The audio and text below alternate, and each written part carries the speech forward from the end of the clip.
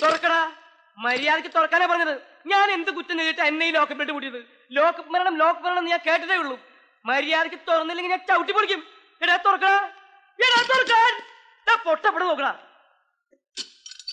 എടാ കൊരങ്ങ, ഒരു പോലീസുകാരനെ കൊന്നിട്ട് ജയിലിൽ പോവാൻ ഞാൻ തയ്യാറില്ല. അതുകൊണ്ട് നിന്നെയൊക്കെ വെറുതെ വിടുന്നു. ആരും കാണാതെ അതിനകത്തൊന്ന് ഉറങ്ങാൻ കിടന്നതാ. അപ്പൊ അതിനകത്തിട്ട് പൂട്ടുക. നിനക്കൊന്നും എന്നെ മനസ്സിലായിട്ടില്ലടാ പട്ടി. ഇവിടെ പറഞ്ഞതാ. ഇത് മാതൃക പോലീസ് സ്റ്റേഷൻ. അയ്യോ, രാജമാണിക്യ നാടാരുടെ വീട്ടില്.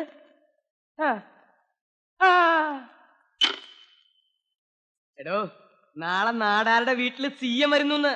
മനസ്സിലായില്ലേ? മുഖ്യമന്ത്രി.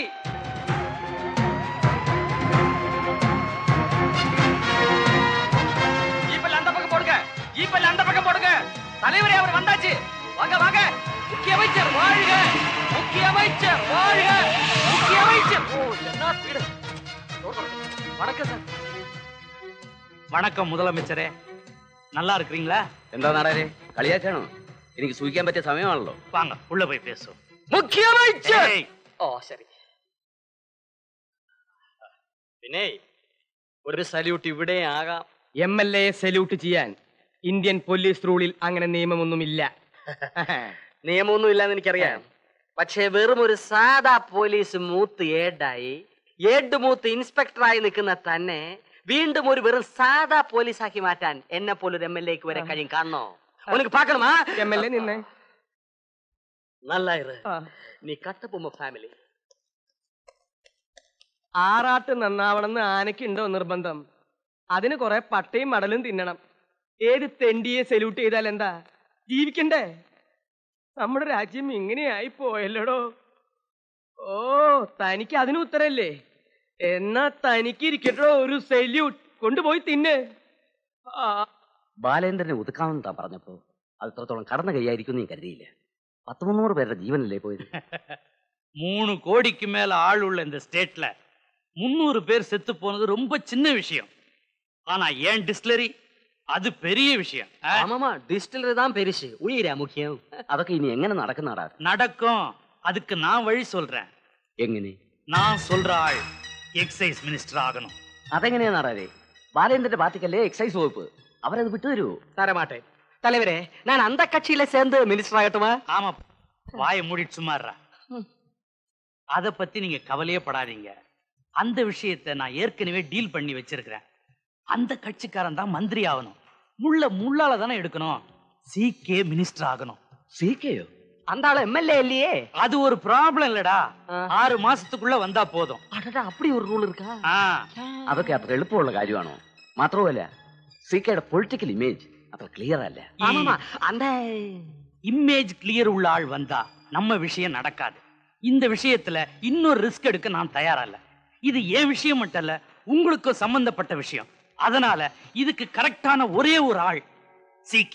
മിന്നുന്ന ഫ്ലാഷ് ലൈറ്റുകൾക്ക് മുന്നിൽ കള്ളവാറ്റ് കേന്ദ്രങ്ങളിലും കഞ്ചാവ് തോട്ടങ്ങളിലും കാക്കിക്കുപ്പായമിട്ട് വേഷം കെട്ടി റെയ്ഡിന് നേതൃത്വം കൊടുത്ത് ചീപ്പ് പോപ്പുലാരിറ്റി നേടാൻ ശ്രമിക്കുന്ന ഒരു തറ മന്ത്രിയായിരിക്കില്ല ഈ CK രാധാകൃഷ്ണൻ.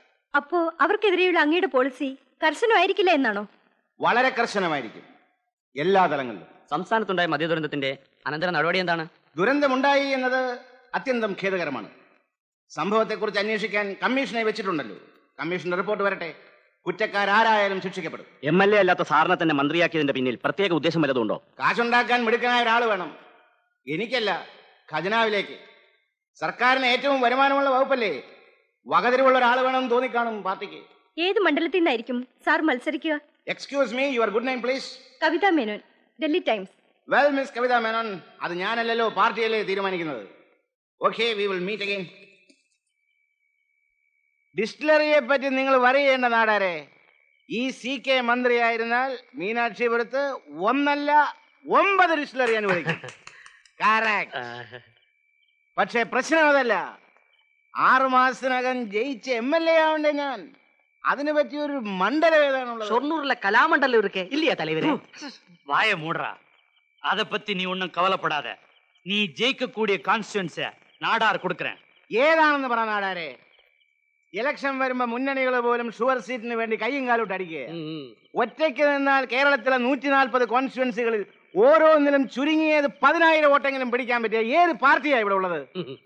സ്വന്തം സീറ്റ് സ്വന്തം നിലയിൽ നിലനിർത്താമെന്ന് ചങ്കി കൈവച്ചുകൊണ്ട് പറയാൻ പറ്റിയ ഏത് നേതാവാണ് ഇവിടെ ഉള്ളത്? പ്രതിപക്ഷ നേതാവിന് പറ്റുമോ? എന്തിനു നമ്മളെ CM-ന് പറ്റുമോ? ഈ ഐക്യമുന്നണി എന്നൊക്കെ പറയുന്നത് ജനങ്ങളെ കബളിപ്പിക്കാനുള്ള വെറും ഒരു പെരട്ടായ നാടാരെ. അതൊക്കെ ആലോചിക്കുമ്പോഴാ എന്റെ നെഞ്ചിനകത്തൊരു പുകച്ചില്. பயப்படாத அமைச்சரே, உட்காரு.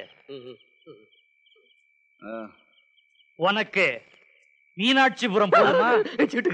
மீனாட்சிபுரமா? அப்ப நான் நீ ரிசைன் பண்றா, அவன் ரிசைன் பண்ணிடுவான். மீனாட்சிபுரம் எலெக்ஷன் ஒரு பிரச்சனையே இல்ல. நான் சொன்னதுக்கு அப்புறம் மீனாட்சிபுரத்துல ஒரு இலை கூட அசையாது. நீங்க வெறும் நாமினேஷன் மட்டும் சைன் பண்ணுங்க, பாக்கி விஷயத்துல நான் பாத்துக்கிறேன். ரோட்ல போற இவன மாதிரி கழுதையெல்லாம் MLA ஆக்கி இருக்கிறேன். உங்க விஷயம் எனக்கு ரொம்ப ஈஸி.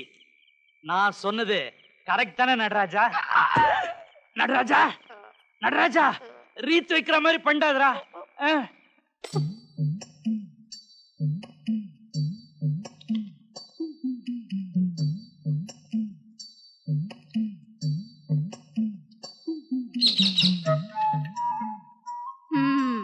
ശ്രീരാമചന്ദ്രനാണ് ചിത്രം. വനവാസത്തിന് പോകുന്ന ശ്രീരാമൻ. സാറിന് നല്ല കാലം കഴിഞ്ഞു. ചക്രവർത്തിയാകാനുള്ള യോഗം ഉണ്ടായിരുന്നു. കൈകൈ അത് നഷ്ടപ്പെടുത്തിയില്ലേ? അതുപോലെ കൈ കിട്ടത് വായിലെത്തില്ല. ഇനി 14 കൊല്ലം പഴയ ജോലി ചെയ്യണം. യോഗ അതാ കാണുന്നു. എന്ത് പണിയാ ചെയ്തിരുന്നത്? പണി വല്ലതും അറിയാമായിരുന്നു ഈ MLA പണിക്ക് പോകുമായിരുന്നോ? ബസ് സ്റ്റാൻഡിൽ കൈനോട്ടമായിരുന്നു. കഴിഞ്ഞു കിട്ടും. ഒരു രൂപയില്ല. ഇപ്പൊ ഇതേ ഉള്ളു കൊച്ചേ നിവൃത്തി. ദരിദ്രവാസി ഫലം കേൾക്കാൻ വന്നിക്കണം.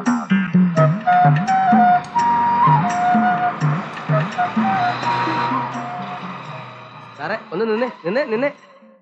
ഞാനാ